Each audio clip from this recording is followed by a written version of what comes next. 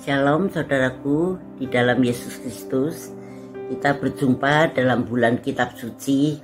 Kita bersyukur atas semua kebaikan Tuhan dan pemeliharaannya sehingga kita boleh ada sebagaimana kita ada saat ini. Firman Tuhan yang akan saya sampaikan dalam Lukas bab 9 ayat 18 sampai 22. Pada pelayanannya di Galilea, Yesus sedang mempersiapkan para murid untuk melanjutkan karyanya di dunia ini. Yesus memberi kuasa dan memberikan visi dan tugas pada ke-12 para rasul, bahwa para murid Kristus, para rasul harus memusatkan pada tugas-tugasnya. Visi dan misi yang diberikan oleh Yesus sendiri ialah perutusan, bukan untuk kebutuhannya sendiri. Tidak berpikir untuk mencari keuntungan sendiri, agar perutusan yang diwartakan murni mewartakan dalam firman-Nya Lukas bab 9 ayat 18 sampai 22. Pada suatu waktu ketika Yesus sedang berada di tempat yang sunyi berdoa bersama murid-muridnya, Dia mendekati mereka dan bertanya, "Menurut orang-orang siapakah aku ini?" Ada yang menjawab Yohanes Pembaptis, ada yang menjawab Elia. Petrus menjawab, "Mesias dari Allah." Inilah saatnya sudah dekat bahwa Yesus sedang menanti perintah dari Allah Bapa di surga, menanti akhir dalam kehidupannya di dunia ini. Yesus sambil mengarahkan wajahnya ke Yerusalem, Yesus sudah mengetahui apa yang akan terjadi dengan dirinya. Yesus menyadari bahwa saatnya akan tiba, Ia harus memanggul salib. Ia ingin menebus dosa manusia untuk menjalankan perintah Bapaknya. Dengan pertanyaan tersebut, Ia ingin menemukan kalau ada yang berpendapat siapakah Dia yang sebenarnya. Petrus berkata, "Engkau adalah Mesias dari Allah."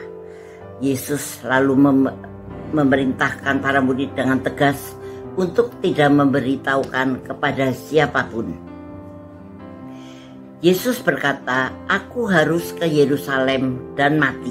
Dalam Lukas bab 9 ayat 51. Menurut Lukas, Yesus mengatakan harus mati. Yesus berkali-kali mengatakan kepada murid-muridnya bahwa Ia mempunyai misi dari Allah Bapa di surga, bahwa Ia harus menggenapi rencana Allah Bapa di surga kepada dirinya. Dalam kehidupan kita di dunia ini, saudaraku, kita sebagai dombanya Allah, hidup kita pun harus di bawah perintah Allah. Saat Bapak Thomas, suami saya, diambil pulang oleh Tuhan Allah, hati kami sekeluarga, khususnya hati saya, berontak dan sungguh-sungguh saya protes kepada Allah. Mengapa kami sekeluarga tidak diberi tanda-tanda terlebih dahulu, dengan proses misalnya sakit terlebih dahulu di rumah sakit. Barangkali juga dengan di rumah sakit Pak Thomas akan kembali sembuh. Tapi kenapa kok langsung diambil oleh Bapa di surga dan kami tidak diberi kesempatan untuk merawat?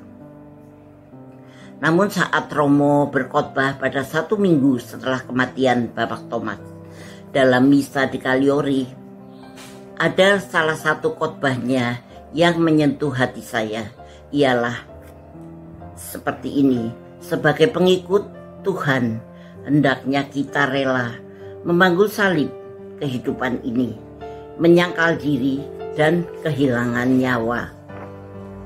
Tuhan yang memberi, Tuhanlah yang mengambil kita. Saya merasa Tuhan berkata buat saya bahwa saatnya kita juga akan mengalami kehilangan nyawa seperti Yesus sebagai derita akhir. kehidupan kita di dunia ini, Yesuslah yang menjadi teladan bagi kita. Ia rela mati di salib untuk menebus dosa kita. Oleh karena itu, kita harus meneladani Yesus, rela mati dan juga mati. Kematian bagi kita adalah merupakan derita akhir kita selama kita hidup di dunia ini. Demikianlah firman Tuhan. Salam damai dan sejahtera untuk kita semua. Tuhan memberkati. Dalam firman-Nya Lukas bab 9 ayat 18-22. Pada suatu waktu ketika Yesus sedang berada di tempat yang sunyi berdoa bersama, Yesus sambil mengarahkan wajahnya ke Yerusalem. Yesus sudah mengetahui apa yang akan terjadi dengan dirinya.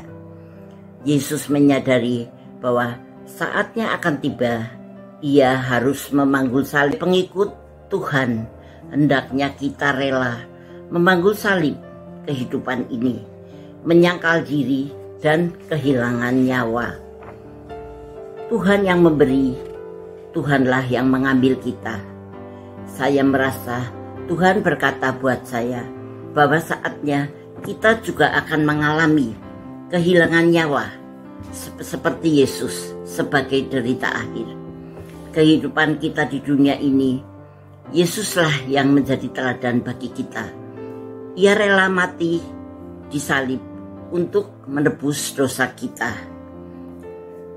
Oleh karena itu, kita harus meneladani Yesus, rela mati dan juga mati. Kematian bagi kita adalah merupakan derita akhir kita selama kita hidup di dunia ini. Demikianlah firman Tuhan.